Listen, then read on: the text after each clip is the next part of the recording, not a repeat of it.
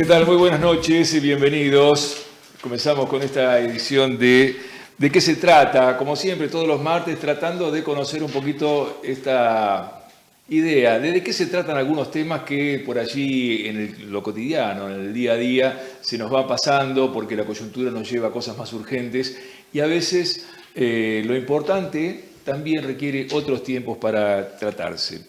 Ayer teníamos la posibilidad de dialogar con pediatras de nuestra ciudad acerca de las patologías que empiezan a aparecer, según ellos, en los chicos que no están yendo a la escuela por estas horas, por el conflicto que tienen los docentes y los trabajadores estatales en general. Independientemente de las muchas lecturas que esto ha merecido, en franco conflicto que hay entre los estatales, en la provincia, en fin, nos parecía interesante también ver esto que incluso le consultábamos a estos pediatras, hasta qué punto la educación, la escuela en su conjunto, era también un aporte a la salud de la comunidad, ¿verdad? Bueno, y esto nos puso, no este tema específicamente, sino el tema de la educación, nos puso en tema con la presencia en nuestra ciudad de educadoras que vienen de Uruguay, en el marco de un programa del Mercosur, por el cual educadores de nuestra ciudad están haciendo intercambios con educadores y educadoras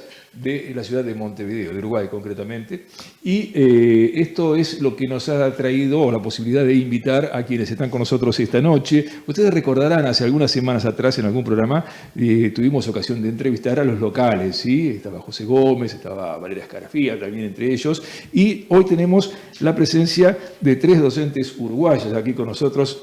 Bienvenidas, chicas, ¿cómo les va? Gracias. Muy bien. Bien, las vamos a presentar. Vamos a hacer que cada una se presente. Sol.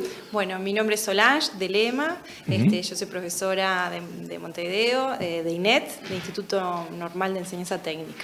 Bien. Mi nombre es Silvana Frequia. Yo soy profesora de química.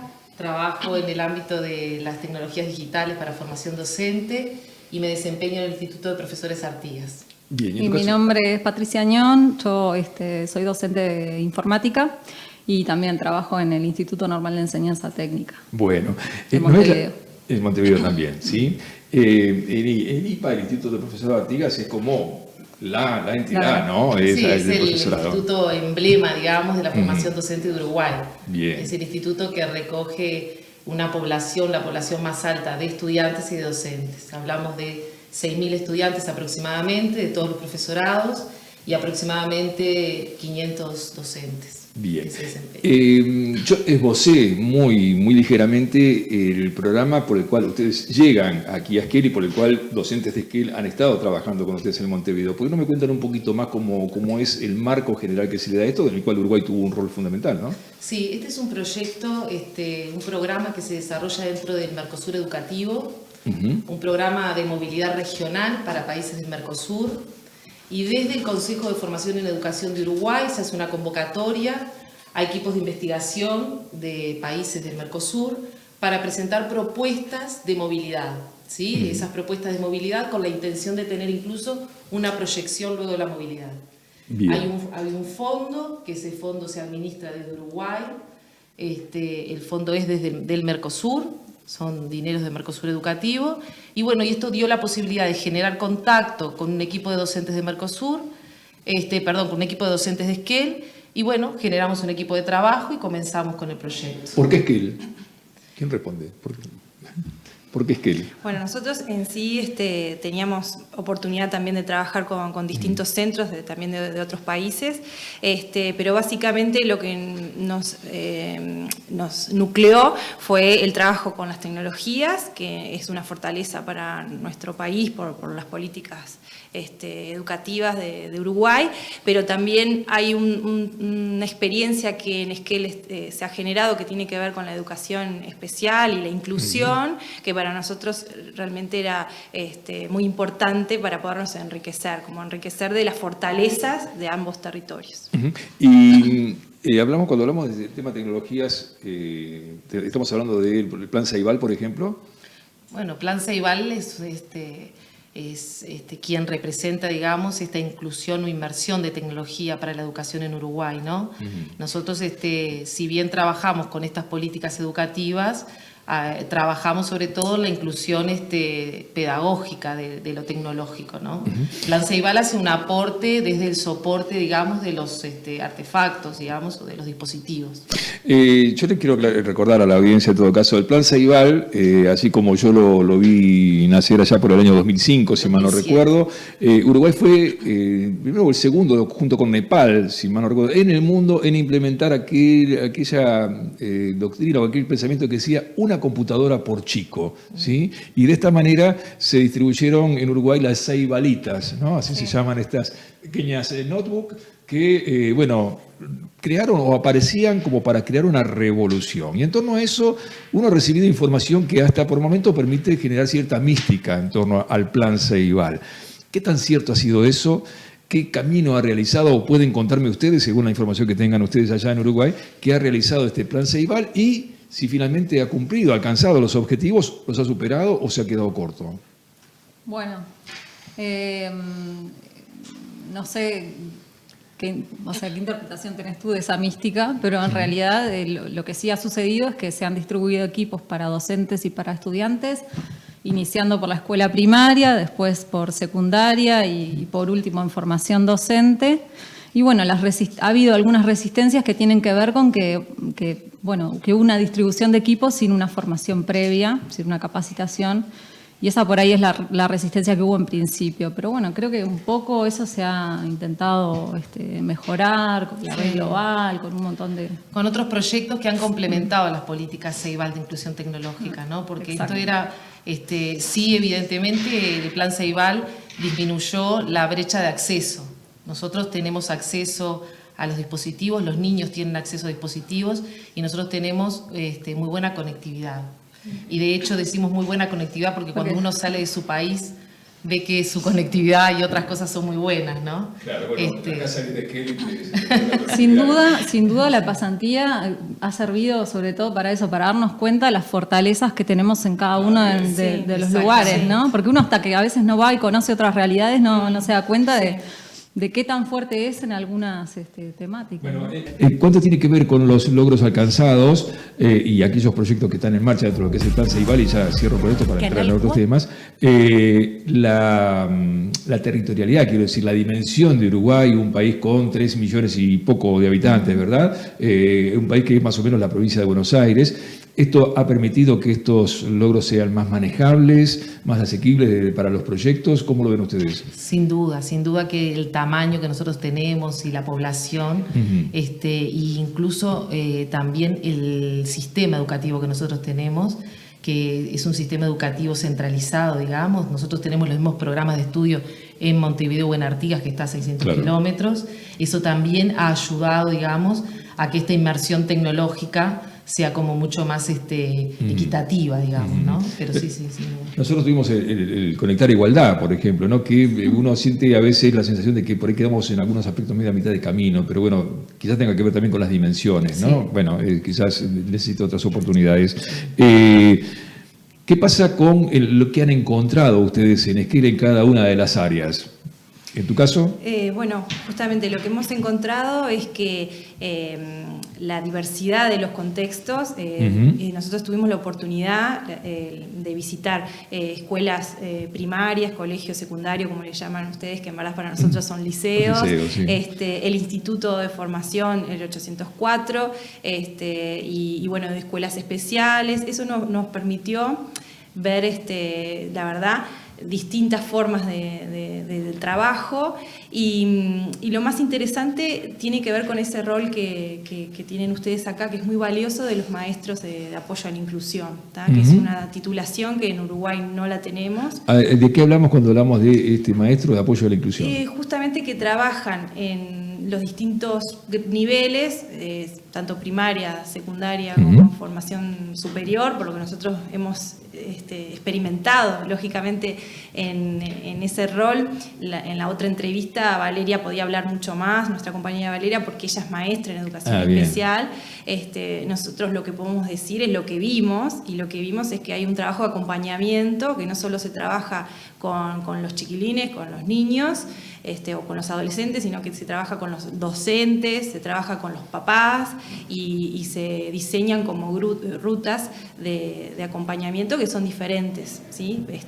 Para que se viva realmente una verdadera inclusión. Nosotros en Uruguay sentimos que a veces a nivel discurso estamos en sintonía en esto de la inclusión, pero nuestras prácticas son más que nada de integración. ¿Sí? No sé si se puede percibir la diferencia, como que en nuestras prácticas todavía no tenemos en Uruguay recursos asociados para ese verdadero acompañamiento que acá lo evidenciamos, y hasta con una carrera. Es decir, la tenemos clara.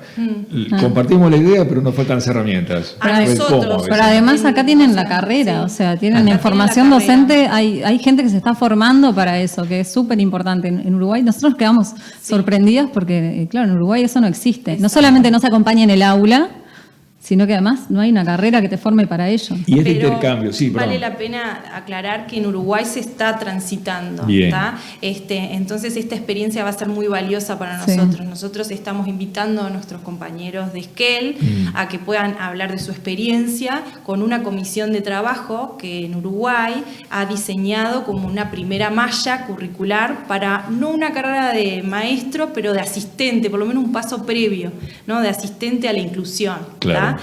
Que bueno, que está a nivel de diseño y que es importante que se discuta y que bueno, que... Y sin duda la experiencia que tienen acá va a ser muy rica para Sí. justamente... Es decir, esto que ustedes están recogiendo aquí en Esquel como experiencia, sí no o queda sí- solamente en nosotros, Bien, eso es lo que se puede llegar a interesante. transformar, a modificar y mejorar lo que es el Exacto. tránsito que están haciendo allá en Uruguay. Exacto. ¿Y qué le están pidiendo la gente de acá de Esquel? Tenemos algunos anfitriones acá de ustedes chumeando desde afuera del estudio.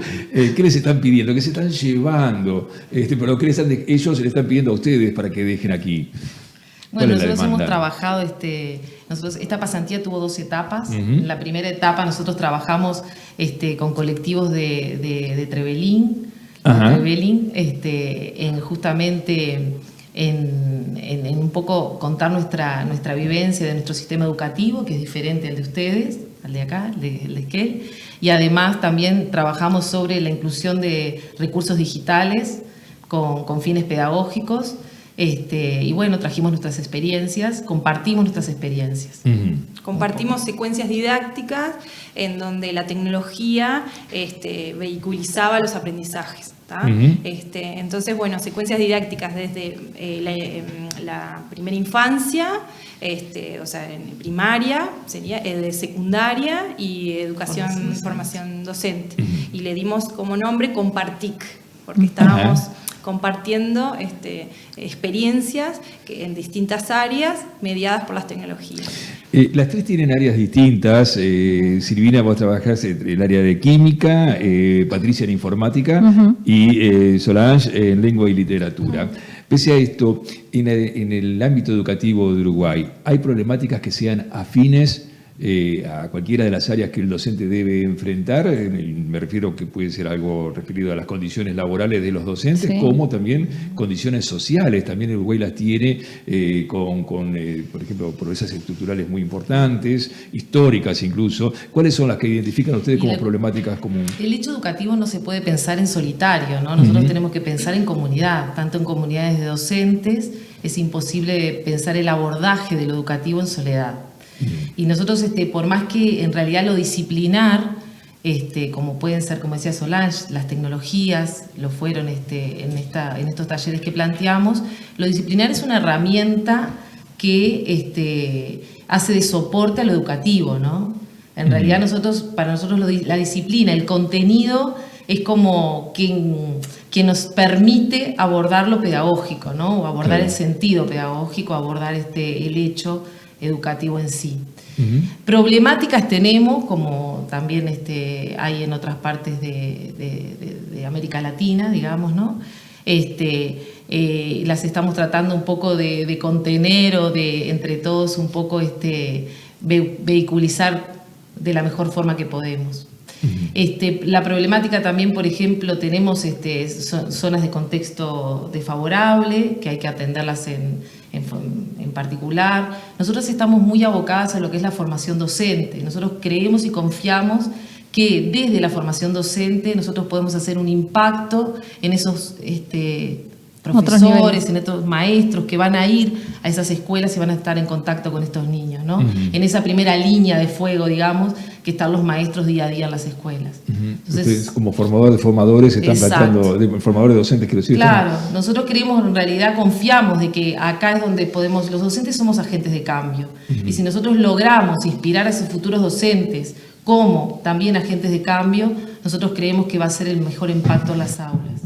Agentes de cambio, es bueno escuchar esto también, ¿no? Porque también está por ahí el concepto de que la educación no hace más que replicar el sistema, ¿no? Agentes de cambio, ¿en qué aspectos y hasta dónde puede contribuir a los cambios sociales? Agentes de cambio en general en el otro un compromiso social, agentes de cambio en general en el otro ganas de aprender, en generar en el otro el compromiso con el que tengo al lado, ¿verdad? Con la comunidad. Con la comunidad, con la sociedad. O sea, generar compromisos sociales que conllevan una mejora de la sociedad. Desde la informática, por ejemplo, ¿cómo resolves esto? Porque uno piensa, no, tanto día con la maquinita, con la robótica, con toda esta cuestión. Lo social, ¿cómo es atravesado por la informática? Bueno, mira, por ejemplo, en formación docente, una de las dificultades que ha habido en algunas carreras es que muchos estudiantes viven en el interior. Por ejemplo, el centro en el que yo trabajo es un centro de formación docente técnica y había carreras como maestro técnico en agraria, existen. Y muchos de los estudiantes son estudiantes que viven en el interior, que no pueden asistir a Montevideo a tener clase. Entonces, una de las soluciones que se está implementando hace ya unos años es el profesorado semipresencial. Entonces, ahí tenés una solución informática a un problema social, que es el de no poder trasladarte, no tener dinero para el transporte o tiempo físico para ir todos los días desde Artigas a Montevideo a cursar una carrera que por ahí es tu vocación. Claro. Hay unas imágenes que tenemos para este primer bloque, Dani, si la podemos compartir, que son imágenes que mientras charlamos pueden ir girando de estas experiencias que han estado teniendo aquí en Montevideo, de ida y de vuelta. En Maldonado también. En Maldonado también. Estuvieron con Mujica, José, también. ¿no? También. Estuvieron con Mujica. ¿Qué experiencia? ¿Por qué? ¿Cómo es que llegaron hasta... Estuvieron en una escuela ahí cerca de... Sí, estuvieron en la escuela agraria. En la escuela agraria. ¿Esa es una de las zonas, si yo me lo recuerdo, más pobres de Montevideo? ¿Está consignada como...? No exactamente, en realidad porque ellos estuvieron, la zona, la escuela está cita en Rincón del Cerro. No mismo en Cerro o en Casabo, sino en Rincón del Cerro, que es una parte de Montevideo rural. Bien. Entonces, Bien. que es ahí donde está inserta, digamos, la escuela, que se le llama la escuela del Pepe, pero es la escuela de Rincón del Cerro. Porque fue él aportó Él aportó el galpón, él aportó el predio donde se construyó, dentro de ese predio, que es un galpón, se construyeron los salones y ahora funciona una escuela agraria. Bien. Tuvo la gentileza de recibirnos, ¿no? Está bien. Es vecino y Nada, entre nosotros no se escucha nadie, digo, pero para ustedes saben que afuera el PP ha generado un montón de adhesiones, simpatías, afectos, qué sé yo. ¿Lo sigue teniendo, lo ha tenido para el ciudadano montevideano, uruguayo en general todavía? ¿Qué representó para ustedes? Sí. En realidad a veces lo tiene, es mucho más simbólico afuera que lo que uno a veces lo puede tener adentro. Sí, ¿no? Adentro le conoce las mañas, ¿no? Exacto, pero él genera y tiene una adhesión, sobre todo con los sectores más desfavorecidos, ¿no? Donde él sí ha intentado hacer una injerencia directa, digamos, de su política, ¿no? La lengua y literatura, ¿cómo atraviesa la sociedad, lo social sobre todo, ¿no? Porque uno puede decir, bueno, también, como decíamos de la informática peyorativamente, uno está con los libritos, ahí leyendo cuentos, novelas, haciendo resúmenes. No, lo atraviesa profundamente. Es súper valioso todo lo que respecto a diversidad se plantea, ¿no? En la literatura infantil, sobre todo, hemos trabajado con una compañera de acá, textos editoriales argentinas que están como haciendo y escritores y ilustradores que hacen una vuelta muy diferente a los cuentos tradicionales, que de alguna forma lo que hacen es transmitir valores culturales, de valores de concepciones de familia, de sujetos, de lo que es ser mujer, lo que es ser hombre, y para una sociedad, y cómo eso se va cambiando, y la literatura realmente desde su creación va transmitiendo otras formas y otros códigos. ¿Con qué autores, por ejemplo, te gusta trabajar?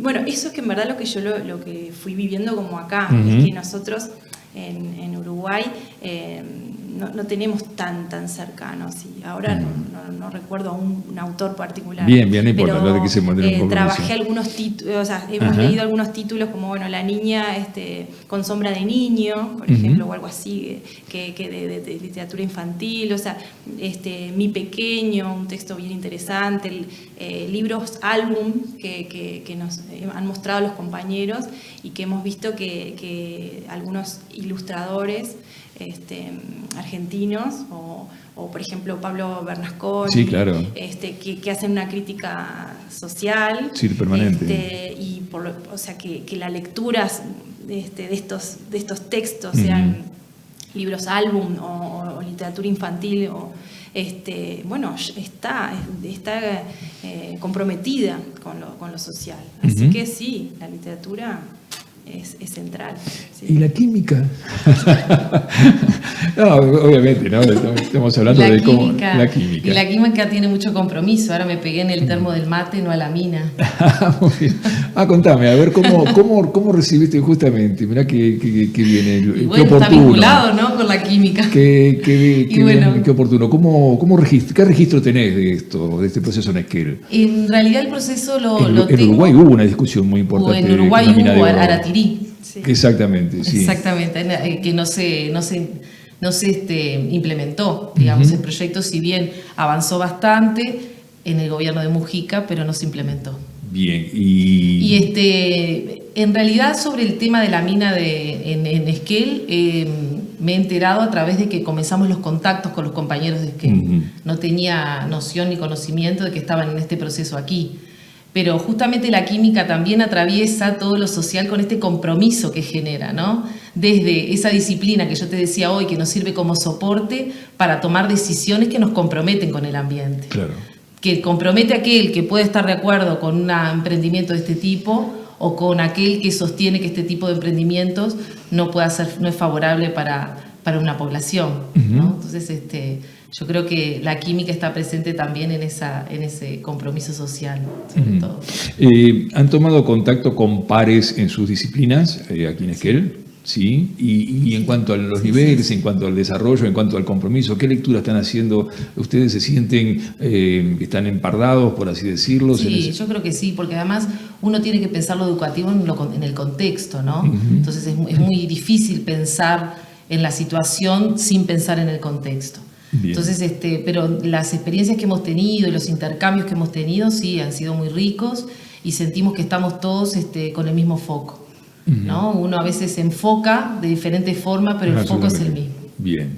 Bueno, yo les agradezco mucho porque ya tenemos el tiempo cumplido, a pesar de que tuvimos ahí unos percances, pero me interesaba mucho poder compartir, primero por uruguayas, así, mucha gente sabe que soy de uruguayo también, hace pila de años que vivo acá, pero que de alguna manera también ese afecto está presente y quería tenerlo acá, pero me parecía muy importante porque uno muchas veces asocia al Mercosur con las cuestiones de mercado, ¿no? Simplemente el intercambio comercial, que la balanza comercial, que exporta, que exportamos, que no al mercado común europeo, lo que fuese. El Mercosur también sirve para esto, ¿no? Sí. Para este crecimiento cultural, para este intercambio, que en definitiva somos esta gran nación que es la nación americana y que de alguna manera con toda esta diversidad, la plurinacionalidad que tenemos, de algún modo también se expresa y fundamentalmente me parece en lo educativo. Así que conocer esta experiencia, este intercambio que están haciendo con docentes de aquí, de nuestra ciudad particularmente, nos enorgullece. Esta es la segunda vez que vienen y creo que en las próximas semanas van a estar ustedes asistiendo a Montevideo otra vez, qué envidia que me da. ¿Esto se termina acá o hay posibilidades de un regreso? ¿Cómo sigue este programa? Las proyecciones no están pensadas, digamos, en un nuevo intercambio de pasantía porque los fondos son finitos. Bien.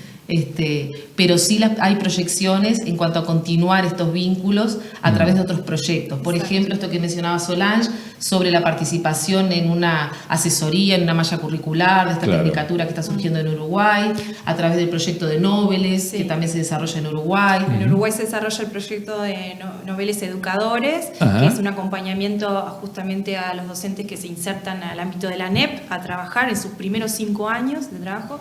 Y bueno, es un proyecto que la implementación en Uruguay ha llamado la atención a otros países también como Colombia, y la verdad que la idea es que también los compañeros puedan conectarse, o sea, es decir, que se amplíe la red, no quede solo en 10 docentes. La idea es que nosotros establecimos vínculos para que otros compañeros se puedan conectar porque ya tienen más experiencia y trabajan. Nosotros nos vimos, por ejemplo, deslumbrados con el trabajo en educación e inclusión, pero en nuestro país no es como nuestro palo, por así decirlo. Entonces los conectamos con quienes sí tienen años de trabajo en nuestro país en esa misma línea. Porque ahí es donde se fortalecen, ¿sí? los intercambios. Así que las proyecciones van por ahí. Y también por una plataforma virtual para que los estudiantes de Esquel se conecten con los estudiantes de Uruguay y se puedan vincular, porque también hay proyectos de movilidad para estudiantes. Y compartir experiencias. Entonces, que puedan compartir experiencia y que sea más fácil, porque para nosotros no nos conocíamos, era como... y ahora que los conocen. Y ahora los conocemos. Y entonces para los estudiantes facilitar, porque a veces no se animan a postularse a actividades como esta. Bien. Chicas, muchísimas gracias por estar esta noche. Gracias, José, por facilitarnos este contacto. Nosotros vamos a hacer la pausa aquí. ¿De qué se trata? Ya está en nuestros estudios Alejandro Fernández Vecino, Alejandro Pinda Fernández Vecino.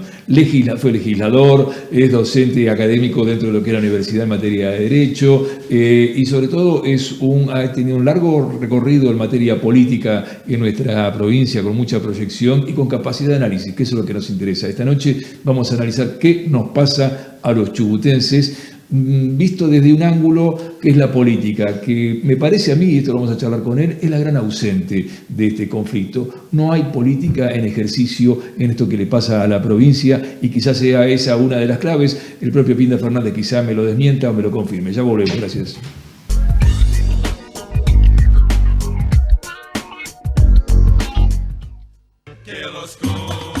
Cumplimos 50 años, pero los regalos te los llevas vos. Con tu cuota al día podés ganarte un viaje a Brasil, numerosos electrodomésticos y más premios. Gran sorteo Canal 4, 50 aniversario, muy pronto.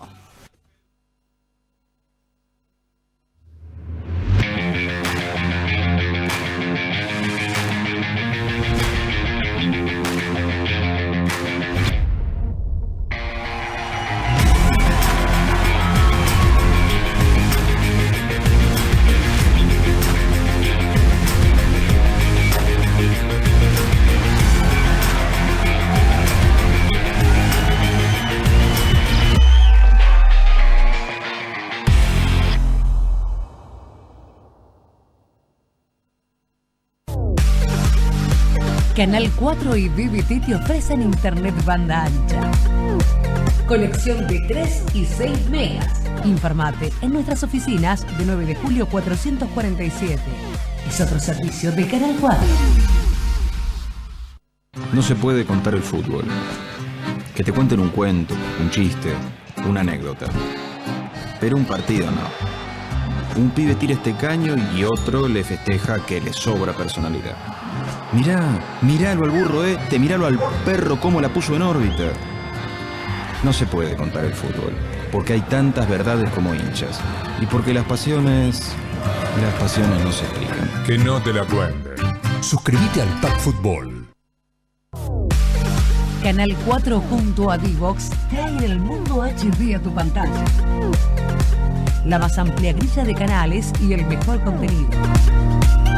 Series, películas, deportes, documentales y mucho más. Informate en nuestras oficinas 9 de julio 447. Es otro servicio de Canal 4. Comenzá tu mañana bien informado. Desde las 7:30, Notas de Radio. En dúplex con Canal 4 y FM Sol. Notas de Radio. Información confiable. Mantén tu cuota al día y disfruta del cable y de nuestros servicios. Ahora podés abonar a través de la red Link o Banelco. Pago mis cuentas en cajero automático o home banking. También en nuestras oficinas con tarjeta de crédito Visa, Mastercard, Patagonia 365 o Kida. Tarjeta de débito Maestro o Visa Débito. O adherite al débito automático con Naranja, Patagonia 365 o Kida. Canal 4. Siempre cerca tuyo. Estas son las tardes de FM Sol. De lunes a viernes a las 16, Chino Básico con Mariano Romero Cuestas. Lunes y viernes a las 17 horas, Salón Auténtico con Franco Flacker. Martes, miércoles y jueves, de 17 a 18, Happy Hour Deportivo con Andrés Hernández, Camila Silva y Cintia Montiel. Martes, miércoles y jueves a las 18 horas, Ruido Blanco. Colección de sonidos con Luis Momberg. Escucha las tardes de la 94.7. Escucha FM Sol.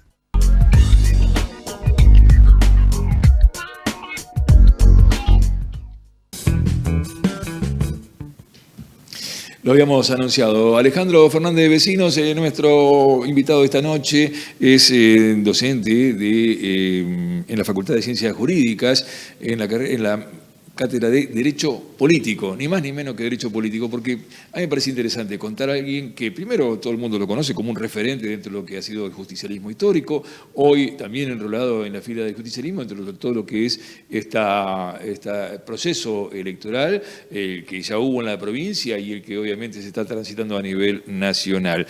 Más allá, y ya les anticipo que la semana que viene vamos a tener también un sociólogo y un politólogo, cada uno enrolado políticamente con su ideología, con su pensamiento, pero también sumando de herramientas de reflexión, de pensamiento y de mirada sobre la realidad que tenemos, que es muy grave, es muy seria, o por lo menos yo la veo así, y es lo que le quiero consultar a Alejandro Fernández Vecino esta noche, que nos ayude desde su perspectiva a comprender lo que nos pasa a los chubutenses y de qué manera participamos o no de esta situación. Pinda, gracias por estar esta noche aquí. ¿Cómo estás? No, gracias a vos por la invitación, Gustavo.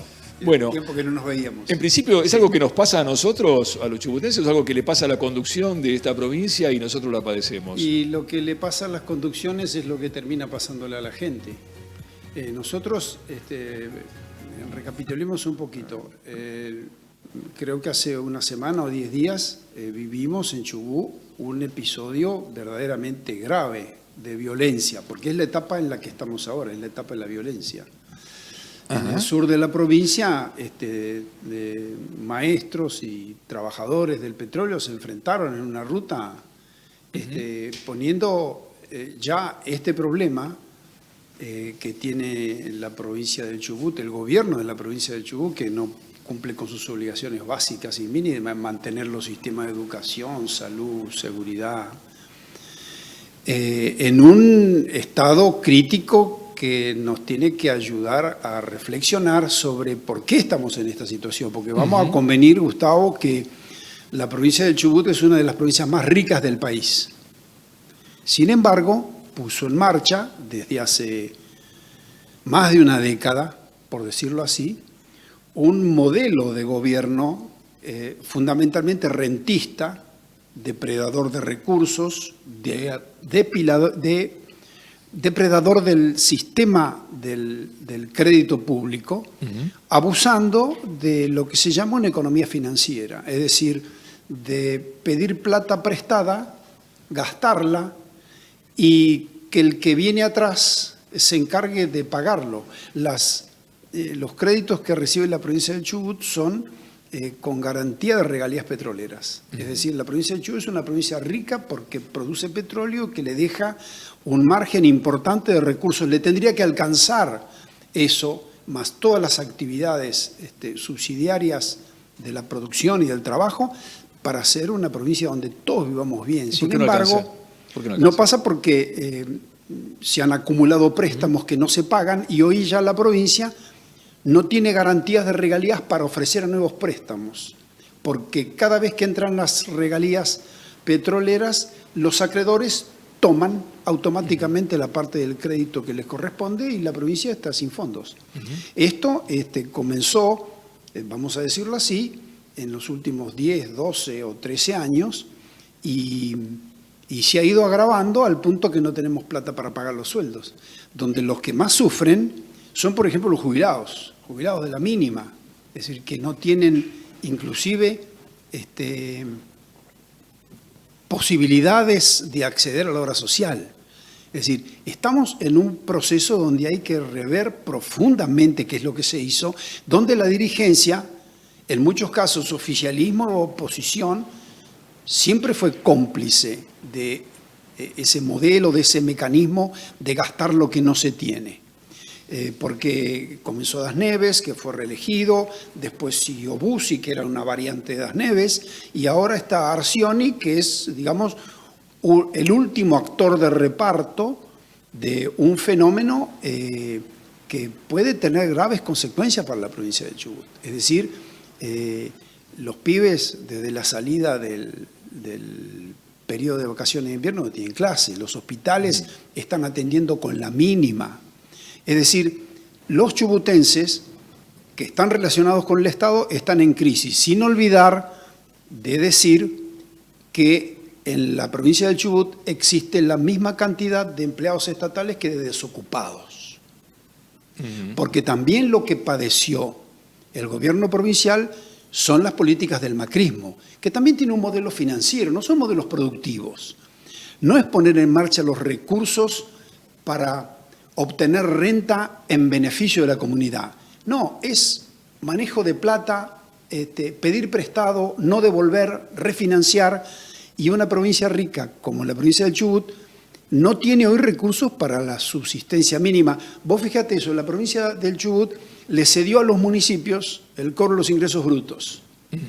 Por eso los municipios más importantes de la provincia no tienen problema para pagar sus sueldos, porque con los ingresos brutos, con el impuesto inmobiliario, con el impuesto automotor, alcanza para sobrevivir en el mantenimiento del Estado municipal.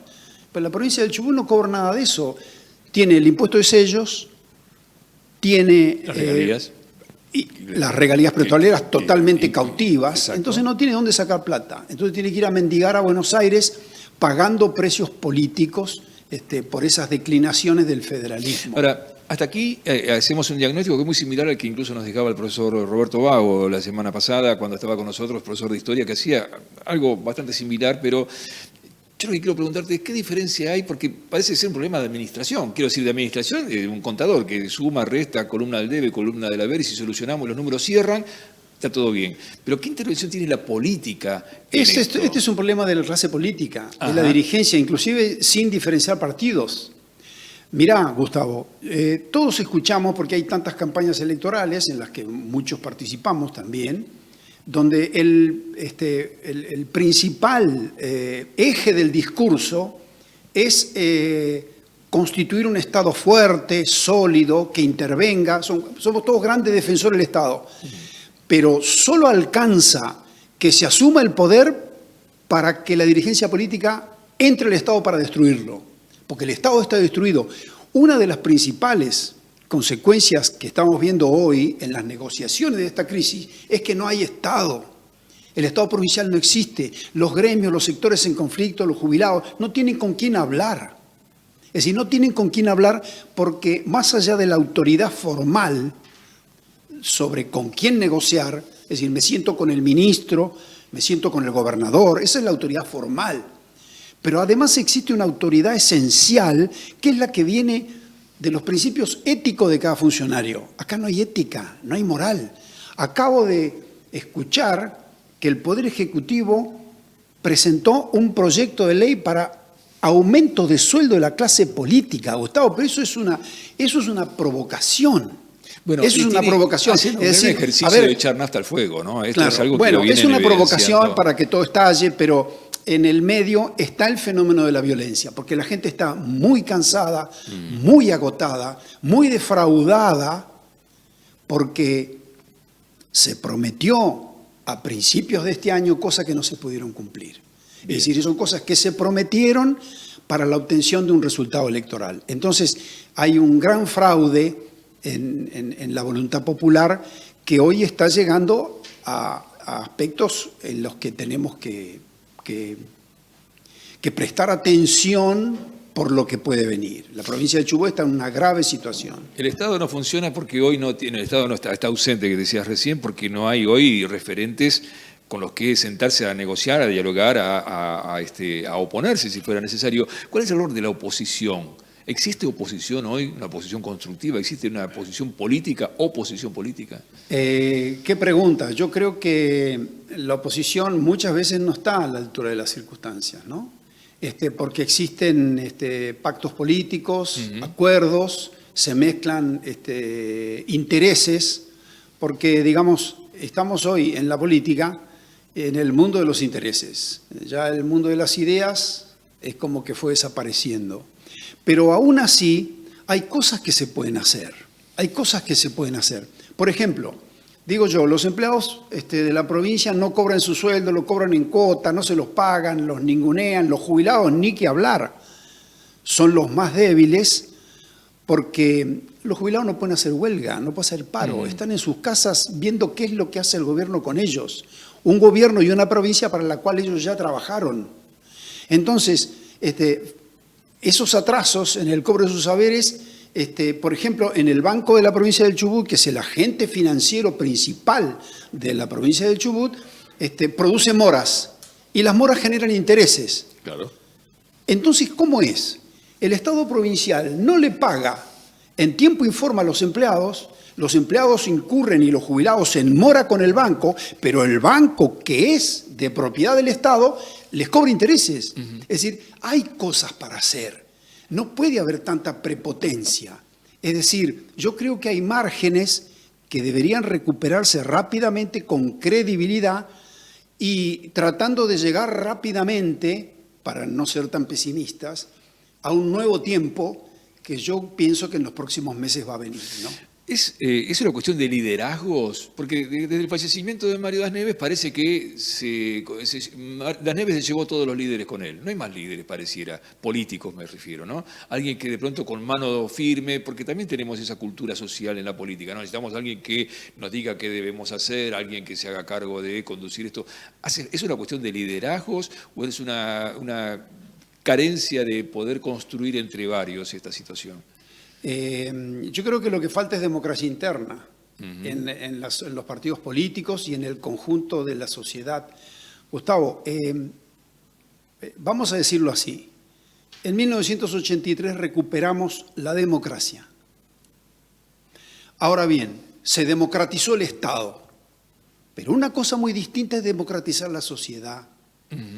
Eso es una cosa mucho más profunda que viene de la práctica política, donde la dirigencia política es el reflejo. Están las acciones de la dirigencia política. De ahí para abajo es solo imitación. El pueblo termina imitando a su dirigencia. ¿Y por qué lo hace? Bueno, lo hace para sobrevivir. La dirigencia no viene de un plato volador, la dirigencia también surge de la sociedad. Por supuesto, ¿no? surgen de la sociedad. Entonces, tenemos una sociedad que no es democrática, con dirigentes que tienen poco apego a la democracia y simulan prácticas de republicanismo, pero en general dan bastante poco que desear. ¿Cuántas veces se ha prometido, Gustavo, aquí en la provincia del Chubut, que el Estado y su personal avance en carreras administrativas, en concursos de admisión, claro, para que sean los mejores los que estén a cargo de las tareas representativas del Estado? ¿Cuántas veces hemos dicho? ¿Cuántas veces hemos dicho? Mira, te quiero decir esto como un ejemplo. Cuando yo fui diputado por primera vez en esta provincia en 1980. ¿Cuántas veces fuiste? ¿Dos veces? Fui tres veces diputado provincial. Sí, hasta el año 1999.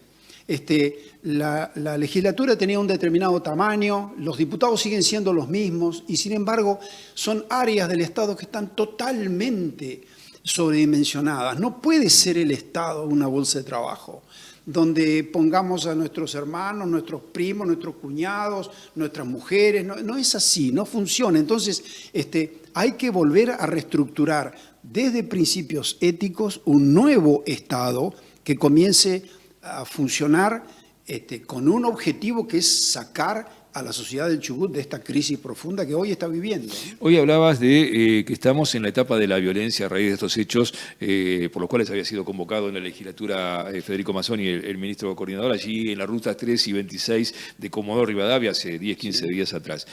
Estar en la etapa de la violencia implica que hubo etapas anteriores y que puede haber etapas posteriores. ¿Cuáles serían las etapas que en este proceso continúan después de la etapa de la violencia?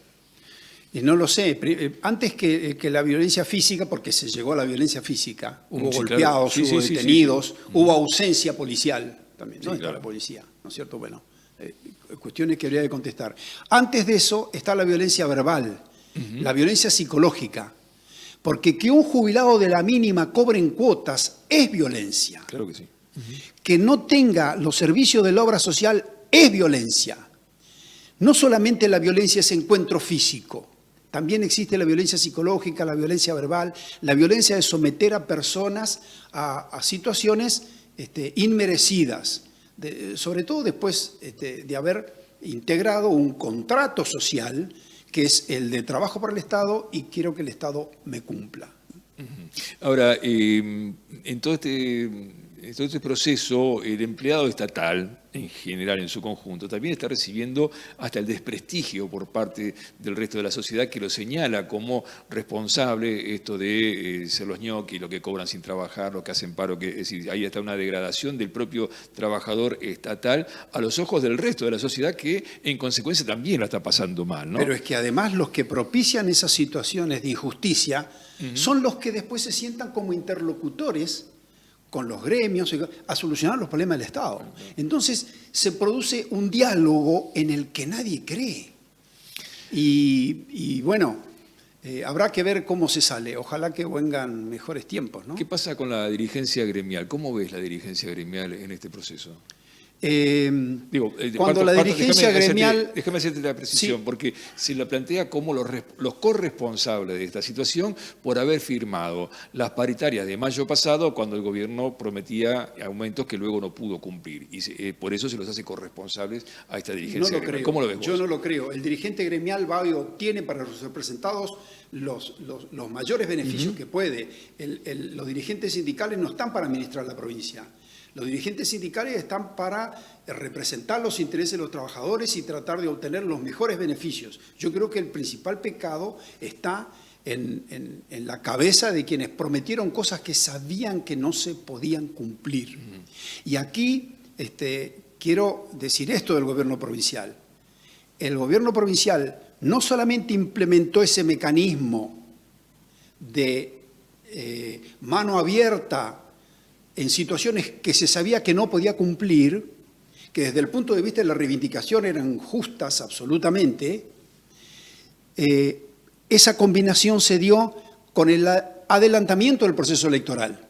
Porque aquí no nos olvidemos que en la provincia del Chubut se votó no sé cuántos meses antes, porque existía un cálculo o existía una estrategia que es la que hoy vive la gente como un fraude. Claro. ¿Me comprende? Entonces, yo pienso que, inclusive teniendo en cuenta esto, todavía faltan algunos meses para que Arcioni, que es este gobernador, asuma el segundo mandato, o lo que queda del... Dentro del derecho político me gustaría consultarte, porque hace minutos nada más en Panorama 4 hablábamos con José María Graciano, el presidente de la legislatura de la provincia, y le hacíamos esta misma pregunta, si había o no condiciones para un juicio político, porque ya empiezan a verse algunos reclamos por parte de los sectores gremiales de un juicio político al gobernador. Él planteaba que de aquí al final de su mandato lo ve medio complejo porque ya está terminando y debe asumir el próximo 10 de diciembre por un nuevo periodo. Dice, ¿por cuál periodo lo estaríamos ejecutando un juicio político, verdad? En esa maraña legal y en esa cosa medio incierta que estamos atravesando, ¿cómo ves vos, independientemente del procedimiento legal de un juicio político, si la situación sería meritoria? Tiene que haber un motivo. El juicio político no es un juicio arbitrario. Es un juicio político. Tiene que haber un motivo. Una mayoría en la legislatura no puede echar a un gobernador porque sí. Tiene que haber un motivo. Hoy escuché que existía un conflicto en las filas policiales. Hay que prestar atención a esto. Hay que prestar atención. En Comodoro Rivadavia había reclamos de policías que aún no están sindicados, que avanzaban en la consideración de un petitorio muy duro respecto del Poder Ejecutivo Provincial. Hay que prestar atención a esto porque una de las causales de motivo político es el no garantizar la seguridad pública. Ese sí es un motivo de juicio político, no garantizar la seguridad pública.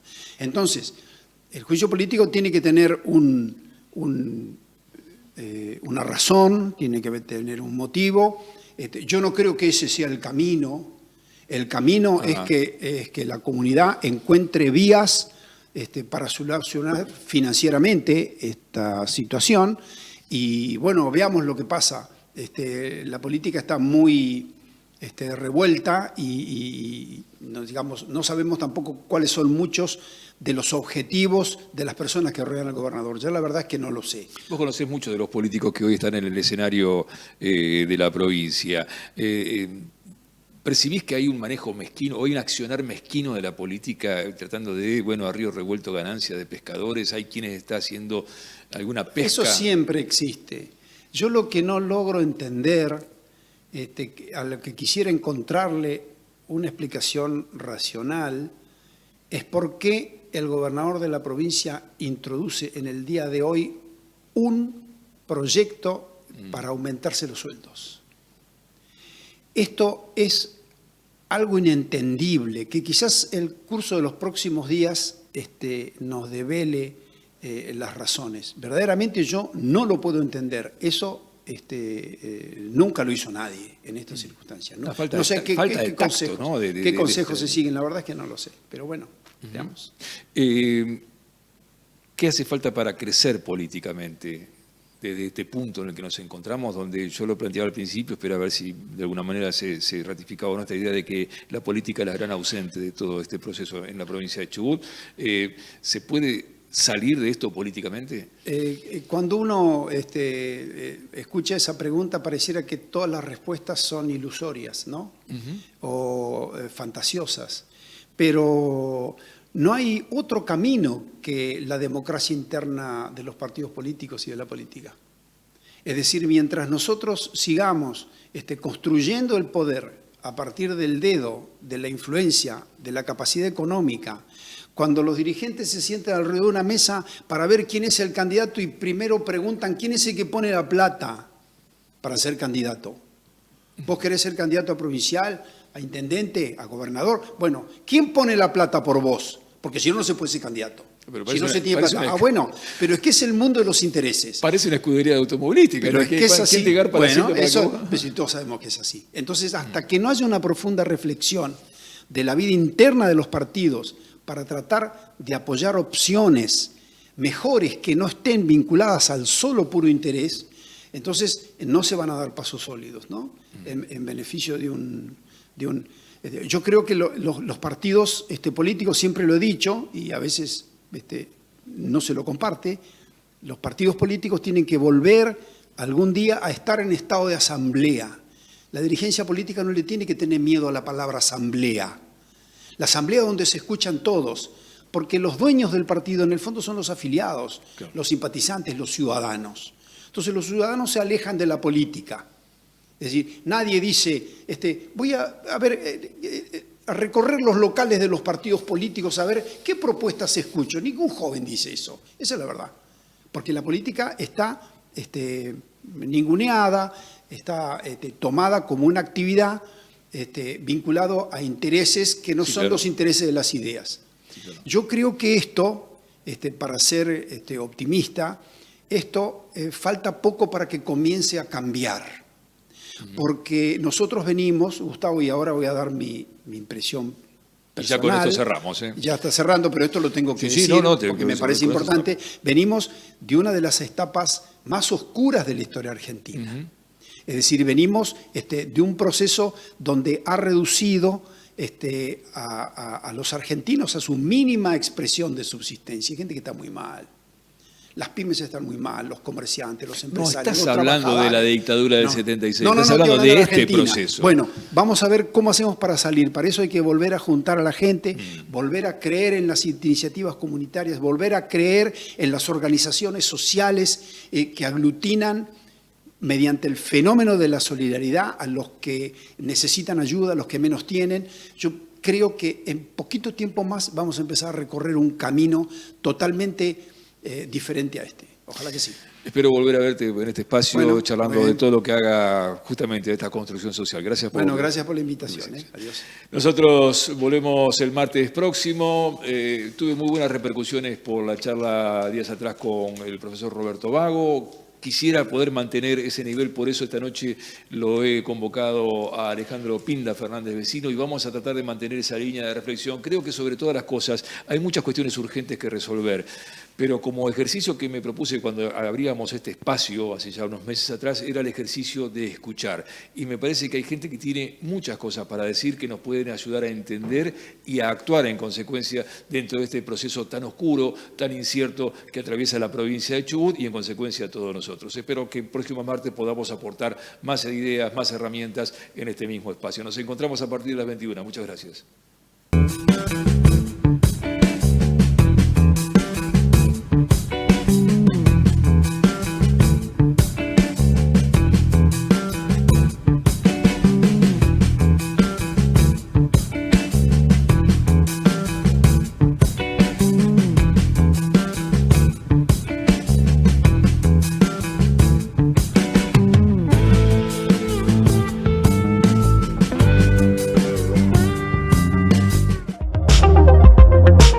Aquí finaliza el horario de protección al menor.